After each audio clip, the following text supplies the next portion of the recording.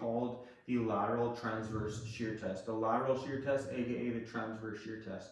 Shearing is just when you have two opposing forces going in opposite directions, and it creates that sort of resistance. That's a shearing force. So when you're going like this, it's a shearing force.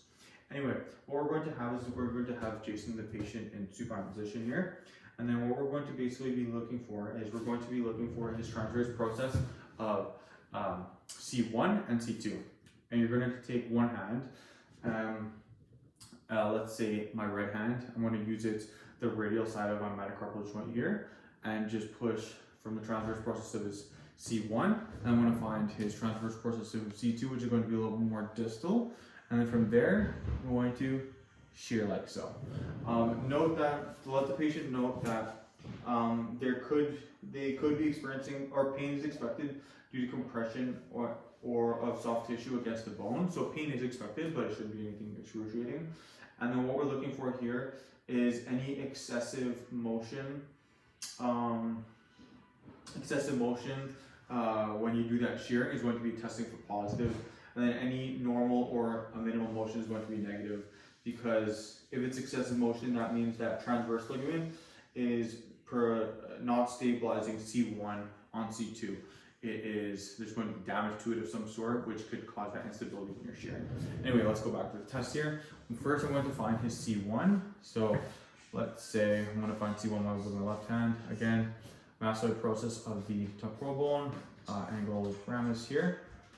And then from there, I want to find that mid position here. And this is going to be his transverse process of C1. And then just to double check, can I get you to elevate your left shoulder for me? That's got perfect, and I feel that. Now what I'm going to do is I'm going to place the radial side of my metacarpals. So here, I'm going to meet right here, along that same area. I'm going to do the same thing, but this time find C2 of my opposing hand here, opposite hand. So it's going to be right around, let's say here. And then from there, what I'm going to do is I'm going to gently just do a shearing force, like this. Just gently, looking for any excessive motion of the head and neck. And any pain there, Jason? Okay, so again, that was called the lateral transverse, or the lateral shear test, aka the transverse shear test.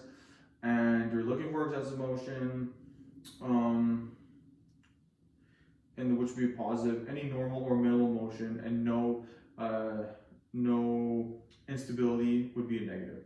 So yeah, just checking to see if it's stable or not. The cervical stability. And also know that you can do this test not just on C1 and C2 vertebrae, you can do it anywhere between from C2 to C7 as well.